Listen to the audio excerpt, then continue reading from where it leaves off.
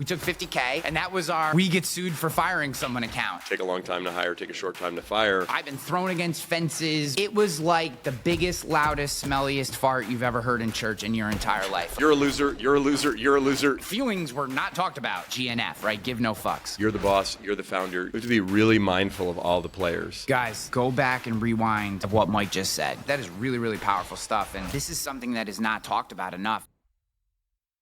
Hello, everyone, and welcome back to the show. It is tremendous to have you here, and we have a great conversation with Mike Robbins, an author, speaker, and highly sought after leadership coach in the Silicon Valley region and tech industry. Specifically, Mike works with leaders to build authenticity and transparency into the product they deliver to their teams to ultimately get everyone pointed in the same direction.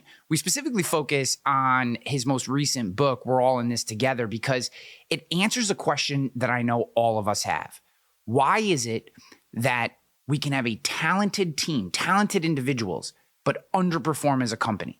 And if that's the case, how do we solve that problem? How do we get our team pointed in the same direction to grow our business? Highly tactical episode. You're going to want to take notes.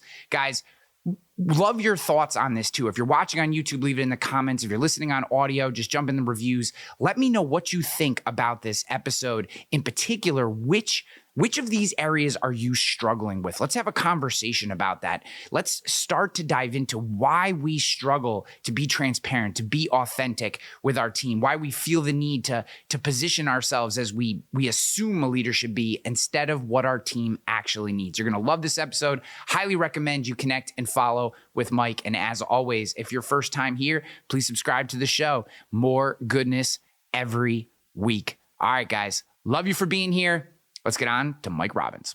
Mike, it's such a pleasure to have you on the show, man. When your team reached out to me and I started looking through your stuff and, just seeing what you were all about, immediately grabbed me. I have a saying on the show I talk about all the time. No one's lost because of tactics, right? The stuff that you're an expert in is where when people come to me, and I do a lot of executive coaching now, They may lead. It's kind of like price shoppers. People, when people shop for price, right? They might lead with some sort of tactical issue, right, but it always comes back to the topics that your work addresses. And the first question that hit me and where I want to start was this idea of vulnerability in leadership, and that I've seen, and maybe this has always been a problem, but lately it feels like because of an uptick in I need to get shorts out on YouTube and, show myself as a thought leader on Instagram or whatever, we've lost, if we ever had it, and maybe that's a good question to answer as well, being vulnerable, being open with who we are as a leader. We try to put this front on that we think we're supposed to be. One, do you think that's true? And two, how do we start to address that? Because I believe you cannot make a real connection with your team and get them on the same page if they don't know who you actually are. Yeah. Well, thanks for having me on the show. It's good to connect with you and everybody. Look, I mean, there's two things I would say about the question that you're asking. On the one hand, I do feel like we have a deeper awareness and appreciation for the importance of vulnerability and authenticity in our world today. And I think it's also more challenging than ever, because there's so much of it that can be performative. To your point, it's like, hey, I'm going to post something on, social media about it. I'm going to perform being authentic or being vulnerable, which that's the antithesis of what it is. And we're moving so fast in life and business these days. We have all this great technology, like you and I being able to connect this way across the country, and people all over the world being able to listen to us or watch us, which is fantastic. What sometimes gets lost in that process in life, in business and leadership is like, oh yeah, there's human connections we still have to make. In your new book, you answer the question, have you ever been on a team with immense talent that isn't performing? Yeah. What's the answer to that? Because I think we all have been. Well, and Ryan, you know this from knowing a little bit about my work, but like my background, so I played baseball all growing up out here in California where I still live, and then got a chance to play in college at Stanford, got a chance to play professionally in the Kansas City Royals organization. Before I got injured, I was a pitcher, tore ligaments in my elbow in the minor leagues, but I basically played baseball from the age of 7 until I got hurt at 23 and then retired at 25 after a series of surgeries on my arm. And I was super bummed when baseball ended, as you could imagine, right? Yeah. It was half a lifetime ago now for me. But one of the things that I had become most fascinated by when I was playing baseball that I thought was a sports phenomenon, but then I got my first job working for a tech company in the late 90s and realized it was a human phenomenon, was there was this thing in sports we call chemistry. And it was all that intangible stuff. Because like I was on some teams sometimes, really good players, really good talent, but the team would underperform. You know, the coach was weird or guys were jerks or there was a lot of egos or whatever it was, we wouldn't perform well together. We had bad chemistry, right? Then I was on other teams where it's like, you know, decent talent, amazing chemistry, and we would play incredibly well. Like we would beat other teams that had better players than we did. I always played better on teams with good chemistry. Again, I thought that was a sports phenomenon. I get my first job back in the 90s working for an internet company during the dot-com boom, and I realized, oh, wait a minute. That's not a sports thing. That's a human thing. My manager was just calling it culture, and I was like, what is that? No one could define it. It was intangible. It was kind of hard to quantify, but it's really, really powerful, right? And there's all the cliches and sayings in the world, you know, culture eats strategy for breakfast. So most of what I've studied for the last almost 25 years doing this work is what are those intangible things that make teams great? And on an individual level, what do we need to do from that mindset sort of intangible side so that we can be as effective as possible? So that's a long preamble back to your question of like, it's important to really invest in those intangible things because just getting the right talent on the team, while that is incredibly important, that's not enough because we've all been part of teams. And whether you run a small business, whether you work for a bigger company, whether you're just starting your own side hustle, whatever it is, it's like not just about the talent and the skills. It's about something else. And that's something else. And everybody watching and listening obviously knows that to some degree, else they wouldn't be watching and listening to us right now. But it's really investing in that, our own personal growth, as well as investing in the health of the team in an ongoing way. I love using the word chemistry over culture. Yes. To me, culture, it just doesn't mean anything. I mean, I know it has a meaning, but I feel like it's like sand sifting through your hands as an idea, right? We use the word, we put it on vision boards during executive retreats, but like no one can touch it, feel it, grab it, build anything with it. But chemistry feels more like something we can actually have an impact on. Yeah.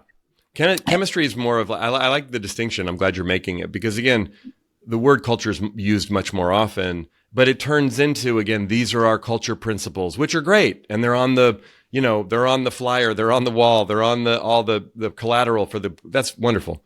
But chemistry is really that sense, that feeling, that energy amongst us, between us, that who are we? What do we believe in? How do we operate? Do we have each other's backs? Do we care about each other?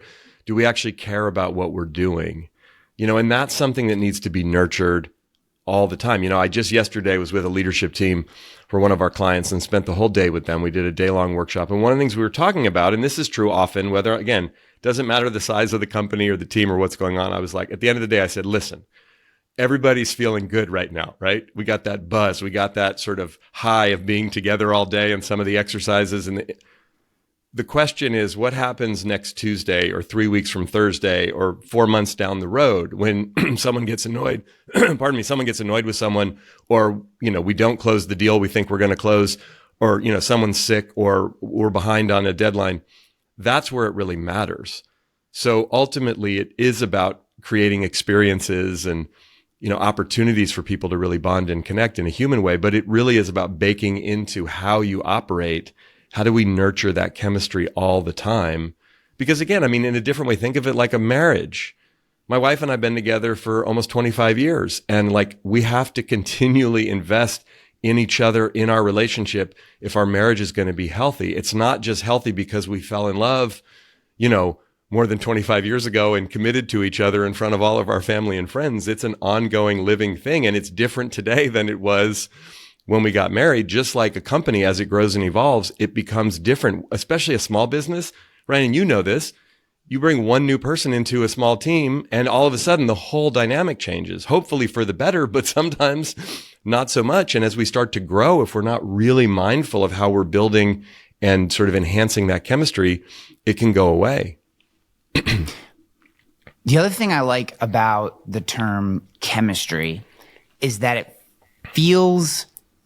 it gives you a visual, right? We can imagine different mixtures. You pour the green in and the red in and the blue in, and then you stir it, and then you put a few flakes of this gold stuff in, and each little piece is interacting with each other and forming a constantly changing new entity. And a concept that hit me, and you briefly touched on it, and I'd love for you to expand a little bit, is this idea of seasons of our life, seasons of our marriage, seasons of our business. And that early on, maybe chemistry, when it's 3 people, is super important. And then maybe when you get to 10, it's a little less important because you just need high performers doing shit. And then you get to 30 and you have to refocus on chemistry again. And it's like this constant evolution.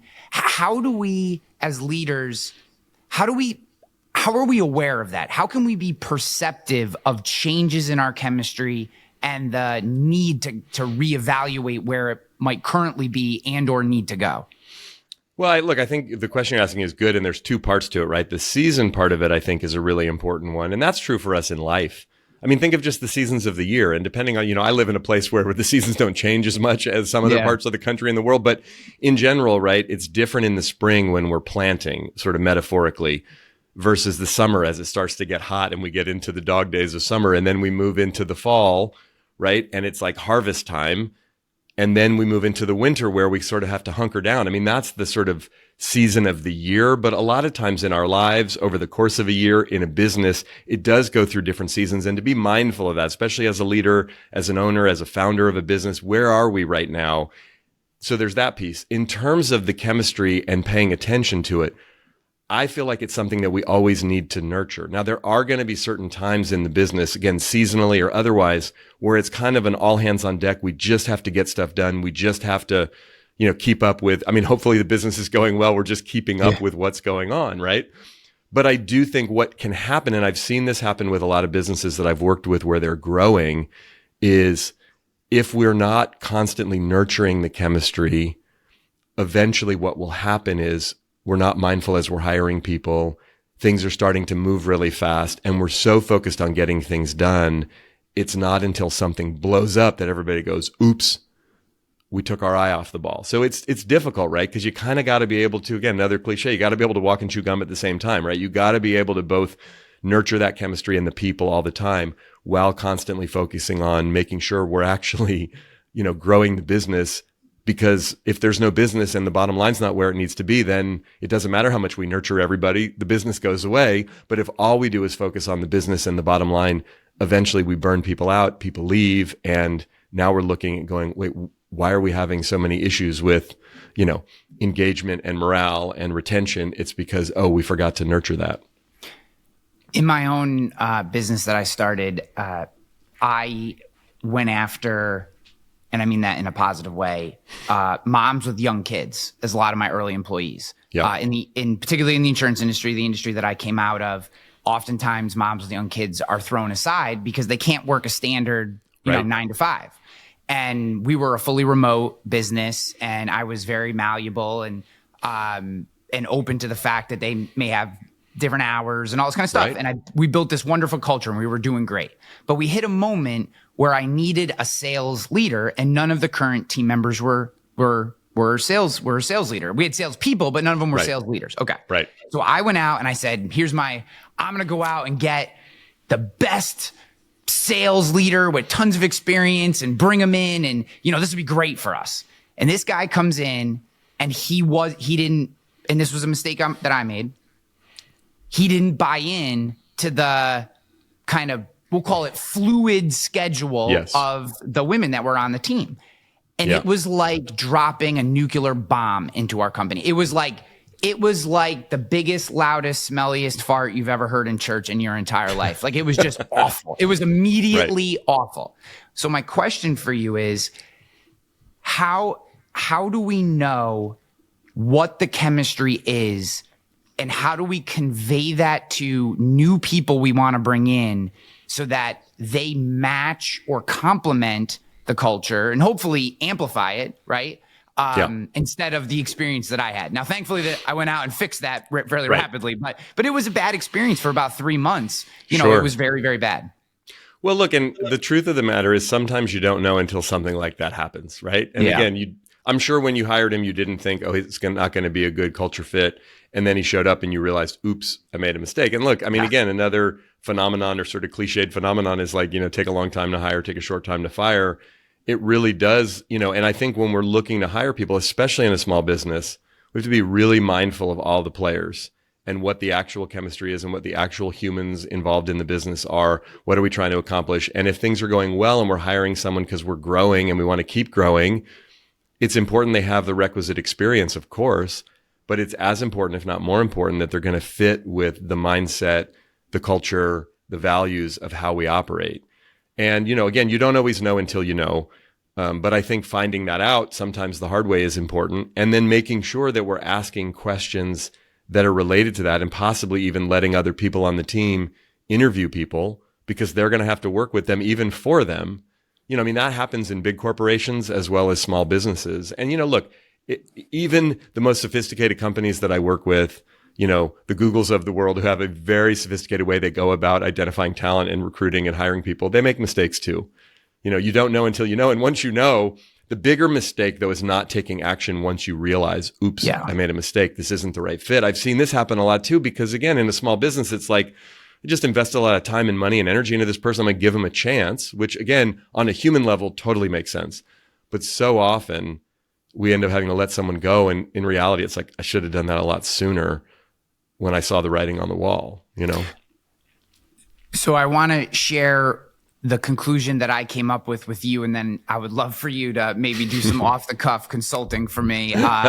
Post-consulting. Obviously, I sold the business and have exited from it, so I don't have it anymore. But so what I did was, because I realized part of my issue as the founder was I wasn't even interviewing the guy.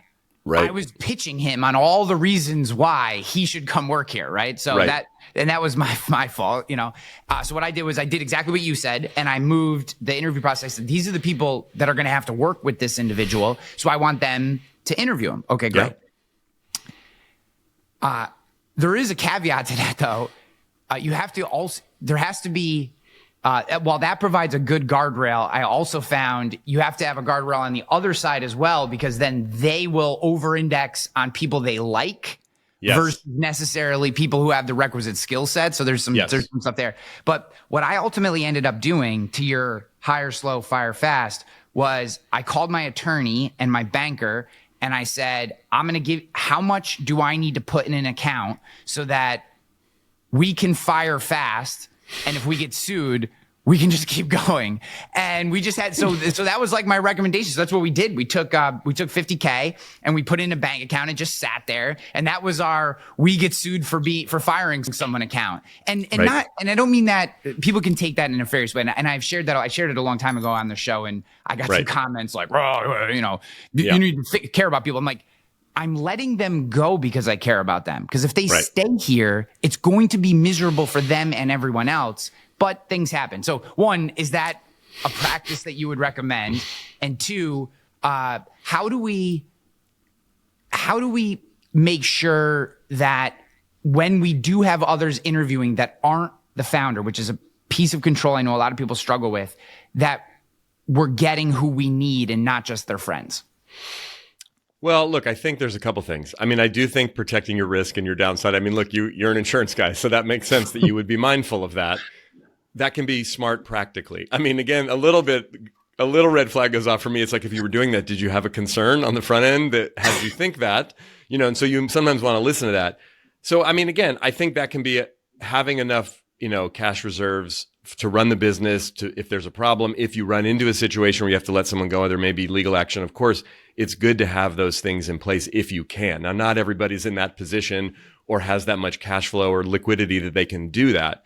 That said, I think you speak to something that's paradoxical and important. Yes, you want people involved who are going to work for or with this person to have some input on hiring, but ultimately at the end of the day, you're the boss, you're the founder, you're the leader. You got to make the decision, and you've got to be able to decipher, knowing your team and your employees well enough.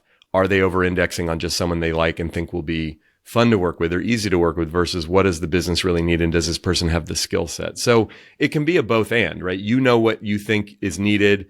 You're also running this person through to make sure if they all come back and say, I hate this person, that's probably not going to be a good hire, even if you like them and think they have all the right skills. But if you run it through and it just seems like, oh, they just like them, like they want to hang out with them, but it's not, you know what I mean? And that's where sort of leadership and discernment comes in ultimately. Today's business marketplace is, incredibly different from that cliche 50s, 60s, 70s. You just find a good company, put in your 40 years, everything's going to be okay. Right? How it feels to me today that I don't want to say everybody, I don't mean for this to be a broad sweeping stroke, although it will sound like it, that we're less trusting on both sides, right? The company is less trusting that the individuals are committed. The individuals at the same exact time are pointing right back going, I don't trust you that you're committed to me. Okay. Yeah. So you wrote the book, we're all in this together. What is the number one thing that you're running into that is keeping us from having that trust, from pointing in the same direction and from operating together? I think the value proposition and the exchange today is different than it was a decade ago, 2 decades ago, 3 decades ago. The expectation of most people isn't that I'm, to your point, going to come and work for the same company for most of my career. And most companies, as they're hiring people, small businesses and large companies, they're not expecting to hire someone and have them stay for, decades, let alone even, 4 or 5 years, depending on the industry. So based on that, it is important, I think, that everyone involved be as open, authentic, and transparent as possible. There is a transactional nature of business today, and things move a lot faster than they did in the past. That doesn't have to be a deal breaker, because this concept of we're all in this together, and the book that I wrote and a lot of the research that I've done, and again, a lot of the clients that I've worked with because of where I live and where I went to school, I work with a lot of companies in Silicon Valley. So a lot of startup tech companies and a lot of bigger tech companies that are growing. And, if you work for a tech company for 3 years, that's a long time. And, some people will stay much longer than that, but many people will move around, year to year. And things have changed over the pandemic and there's more flexibility and the job market's been really good, even through some economic, swings and whatnot. So I think the thing that gets in the way is back to our earlier conversation of really investing or not investing in the people, in the chemistry, in the culture of the team. Because ultimately this phenomenon or this idea of really being in it together, it doesn't mean we're in it together forever, but it does mean I'm willing to bring my whole self and fully commit to this. And one of the things, and I'm sure you can relate to this, Ryan, small businesses and small business owners and people who start small businesses, it is hard because but very few people are going to be in it to the same level you're in it. Yeah. It's kind of like wanting people to be as committed to your kids as you are. Even grandma and grandpa and aunts and uncles and teachers and all the people, they're not their kids. Do you know what I mean? So there's a different level, for better or worse sometimes with our kids, right? Yeah. There's a different level of commitment. And so if you start a business, maybe you have a co-founder or a couple co-founders, but maybe you hire some people early and they're super committed and they believe in it and they believe in you and they're there and they're not going anywhere. It's still not the same. It's not their baby the same way it's yours. And I think some level of awareness, sometimes when I work with founders and I coach founders, or when companies really grow and gets to that founder syndrome where the founder has to leave whether he or she wants to, it's because they're so attached to the whole thing, they lose objectivity. So I know I said a few things in response to your question there, but I do think that fundamentally what allows people to really invest and commit is knowing that they can, but also having some realistic expectations. Again, if you hire people and think they need to work here for the rest of their lives, that's not a fair expectation. I love that you just talked about expectations, because to me, and I do a lot of sales coaching and growth coaching. I tend to be more on the revenue side of helping companies move forward. And one of the things that we talk about often after fixing any things that are on fire is expectation setting. Right. How we set expectations with our prospects, how we set them with our clients, how we set them internally with our team. And this is something that I feel we don't do enough.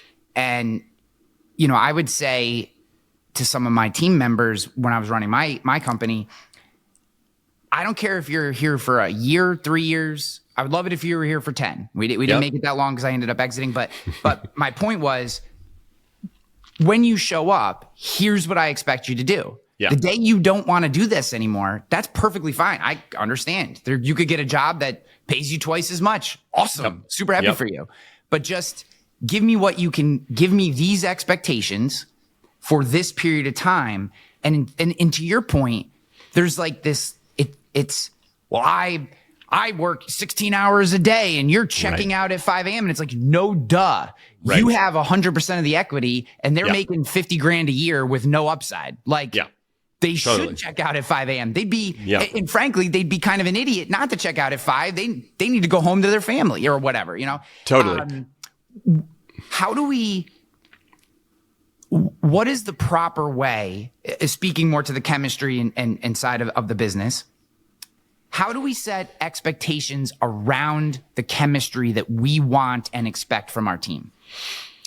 Well, I think there's a couple things. One of the things that I've learned in studying performance for teams over the years, I'll answer your question in a couple different ways. One is that we want to there's two things that drive performance: expectations and nurturance. So we want to have healthy, high expectations. They can't be perfection demands, or they can't be work, 18 hours a day demands, because that's unrealistic, even if we're someone who challenges ourselves and pushes ourselves hard in other people. So we want to have high, healthy expectations and a high level of caring and nurturing. If you expect a lot and care a lot, people will thrive. People will perform. If you expect a lot but don't care a lot, people will burn out and feel like they're being, it's like you're pushing, you're driving, it's never enough. If you care a lot but don't expect a lot, everyone feels warm and fuzzy, but nobody's going to perform at the highest level. So it's finding that right balance of expectations and caring, and doing both of those at a high level in a healthy way.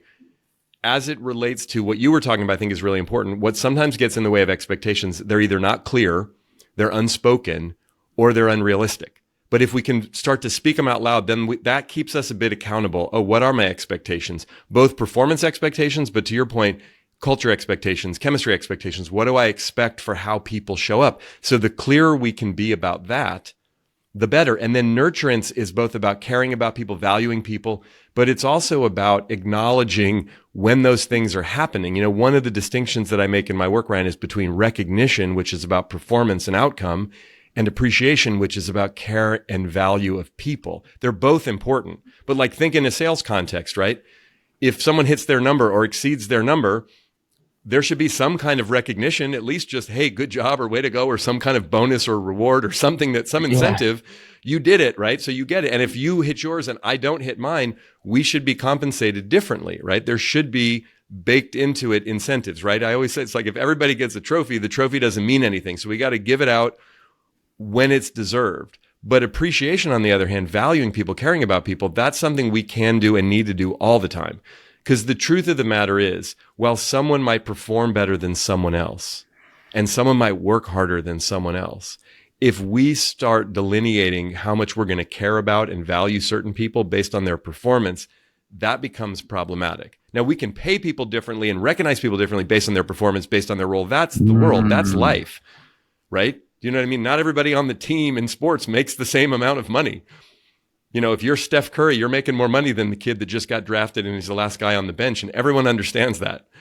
But at the same time, on a human level, great teams know, and I use Steph Curry as a specific example because I'm a big Warriors fan and I just love him both as an athlete but also as a teammate, because if you watch how he operates, whether you're a basketball fan or not, right? He's one of the greatest players in the NBA right now, one of the greatest of all time, and he's such a great teammate.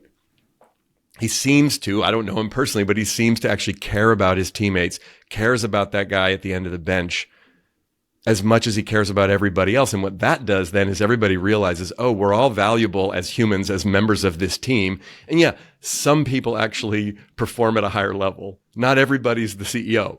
I think most people understand that. And so when we separate out recognition and appreciation, we can value and care about everybody all the time, and we recognize people when they deserve it. And that actually ends up being a really healthy way to motivate people, because we don't want, again, participation trophies. We really don't. We want to get rewarded when we deserve it, but we want to be valued and cared about all the time. Guys, hit pause, go back and rewind like the last 3 minutes of what Mike just said, because this is something that is not talked about enough. And frankly, I don't even know that I've ever separated this thought in my mind. There is a strong and clear delineation between caring and compensation. I mean, think about that. That is a thought that has never run through my head. It makes complete and utter sense, and I absolutely love it. And to me, it feels like maybe one of the core systemic problems that we have in our chemistry is that we're trying to show our caring through our compensation, which is then completely misunderstood by the individuals who are receiving it. Yeah. And we can care for everybody. I tend to, East Coast language, I'm more, it's like, give a shit, like give a shit about your people. Like that doesn't mean, and in part of that is maybe you got to sit down and have a tough conversation with someone who's underperforming. Maybe you need to give a double extra special bonus to the gal who put in extra time and made 30 extra phone calls a day and crushed her sales numbers, right? Right. But we have to care about all of them because they're showing up at our business every day. I absolutely love that. Oh, that's just wonderful. That is really, really powerful stuff. And it's incredibly important. Yeah. Well, I appreciate you saying it. Ryan, another thing to think about in this conversation, and this can get a little tricky. And again, I don't mean to make broad generalizations, but some of this also does vary a bit based on our age, our generation, our background, where we're from, how we grew up. I mean, those kind of personal things. Again, you're a bit younger than I am, I'm assuming, right? And it's what ends up happening is depending on when and how we were raised. And for a lot of people in the workforce now, and I use the participation trophy as an example, not in a pejorative way, but I think the idea that started to become a phenomenon. I'm of the age, I just turned 50, and I was sort of right on the cusp. I'm a Gen Xer, and a lot of us were raised, and especially people older than me, there were no participation trophies. It was like, you're a loser, you're a loser, you're a loser, you're good. And it was like, okay, that was problematic because we're shaming everybody. You're not an artist, you're not an athlete, you're no good, you sit over there, you go over to the, and that was a problem. So what happened was we sort of over-indexed the other way. Mm-hmm. Everybody's good. Let's not keep score. Let's not make people feel bad. And there was good intention, but what it did was it screwed us up in a different way. And now everybody expects, well, hey, I showed up for work. Give me a raise, give me a promotion. As opposed to your point, really giving a shit and actually earning it. And that's why this distinction between recognition and appreciation is so important. I'm not saying be like a hardcore, driving so hard, pushing everyone, no, you can be really kind and generous and caring about everybody. And you can also have a really high standard of expectation. It's like, you got to meet or exceed this expectation to get compensated at this level. I'm going to hold that standard, and I'm going to give people really hardcore coaching and feedback about how they can get better. But I'm going to do it in the context of like, you're valuable and I care about you and you're a part of this team. So back to your question about we're all in this together. That's one of the things that gets lost. And I think sometimes because people are moving around so much, I find this with leaders and founders and just managers in general. Sometimes there's a reticence to really care about people because like they're going to leave anyway. I don't want to invest in this person emotionally. And that's a real thing, right? If people are moving in and out and there's lots of movement and it's like, oh gosh, I just invested and gave my heart and soul to this person. Especially I'm running a small business. I hired them. I took care of them. I trained them. And then they go and leave. I have a small business and have run it for the last 24, almost 25 years. I've had a couple people leave over the years. It's been super painful when they left, especially if they didn't leave on good terms. Mm-hmm. It's like a member of the family saying, you know what? I don't want to be in your family anymore. Yeah. I also played baseball in college baseball. Okay. I did not make it into the minors. I played in a semi-pro league in Washington, D.C. for about 3 or 4 years after. Gotcha. But I love the game. What position? I was a catcher. Okay. Yeah. Moved to the outfield in college for 4 years, and then afterwards went right back to catcher. Okay. So now I coach, and I have 2 young kids, a 10 and 8. I'm 43. I caught at 43. I caught the very tail end of what you described, but maybe not necessarily as hardcore. Right. You're right on the cusp there. You're a sort of older millennial, younger Gen Xer. Yeah. Yeah. So it's very interesting. And where I'm from, upstate New York, it's a blue collar area, Yep. Gruff language. I've been thrown against fences. My high school football coach once shoulder pressed me by the face mask up in the air where my feet are dangling while he's yelling at me, and frankly, the mentality back then was like, I probably deserved it. Right. That was kind of what it was. I didn't take it personally. I just was like, well, yeah, I did commit that 15-yard personal foul, so I probably deserve to get yelled at. Right. That being said, you didn't go home and tell your parents, and then they marched up to the school and yelled at the coach, right? No, my parents would be like, "What the hell did you do?" Right. If he did that to you, then you must have done something stupid. So now today, I coach my older son's travel baseball team, and yeah. I struggle with it. So I'll give you an example that happened yesterday, just to kind of put it. And I'm interested in actually your feedback on this. So the team, we are the talented team that performs terribly. And a big part of the reason is about half the team, I'd say, I'll call them regular people, right? They take criticism, they try hard, they have moments, but for the most part, they, pushing forward, trying to get better. The other half of the team is, hey, I'm here. If they don't start, they pout. If they don't hit in a batting spot, they pout. If they don't get not just a hit, but a hard hit that somehow they think is valuable, they pout, they cry. So we had a kid, and this is what it comes back to, and I don't know how to get past.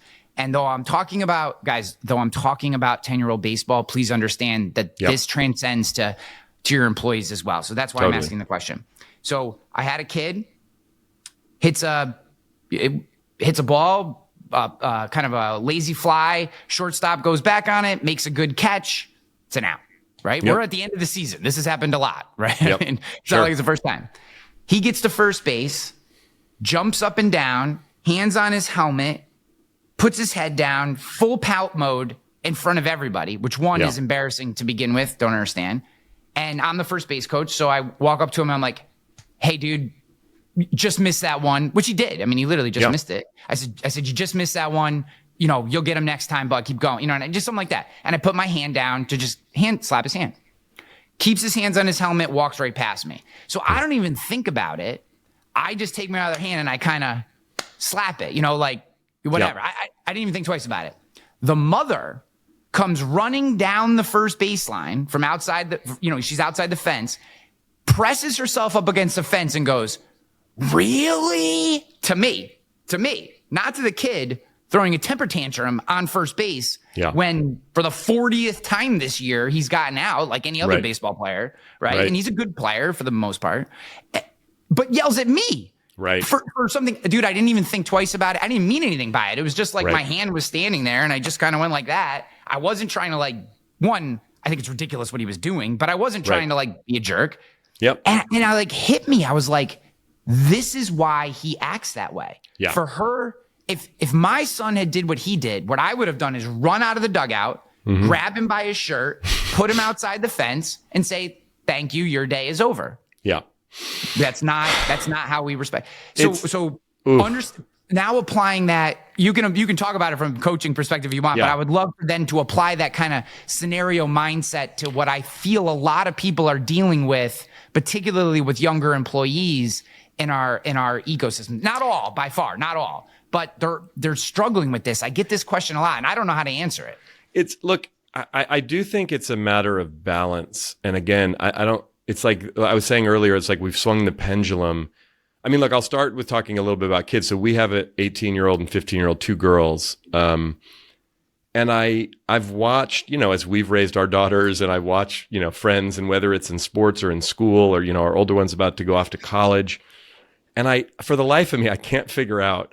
I feel like as a generation, we've done a better job of paying attention to kids' mental health and self-esteem and, protecting, doing a lot of things that maybe our parents and even the generation before that weren't paying attention to. Like we all try to learn and do better, right? And I think one of the unintended consequences of that is we've raised a generation of really fragile kids who can't seem to take criticism or fail or no, right? And it's like, wait a second, oops, that wasn't the point. Yeah. I do think in life, right? Again, if you go back to there might have been a case to be made that what your coach did to you on the football field wasn't completely appropriate, right? And maybe someone could have said to him, hey, listen, this is a high school kid. Yeah, hold him accountable, but take your hands off him or chill out, man. You know what I mean? Like some version of that would have been healthy, whether it was your father or another coach or someone going, oh, let's take it down a notch or two and figure out how do we instill discipline without terrifying kids or putting our hands on them, right? But if we swing the pendulum so far, now parents and kids and people feel completely empowered, which in some cases, when someone's being abused or something terrible's happening, we want there to be intervention. We want someone to go, hey. Yeah. The problem is now everything is turned into that. And it's like now we're outraged by everything and everything's a problem. And again, instead of, and think about this if you think about this in the work context, I mean, you've probably seen this. I talk to leaders all the time and managers and small business owners whose young employees, like their parents are intervening. And I'm like, what? It's like, I got a call from the parent. I got a call, like I'm trying to get ready for the interview or whatever. I was like, hold on, this person is a grown-up. Like, I know they might only be 23 years old and they just got out of school, but like, this is life. They have to learn how to adult. Like mom and dad can't intervene. Like that's insane, right? But again, the mindset is such, and I've watched myself, even as I'm parenting our 18-year-old's about to go off to college. And it's like, I have to check myself to remember she's got to figure a lot of this stuff out herself. Of course, she's going to fail. Of course, there's going to be times I'm going to be frustrated or disappointed or wish she did something differently.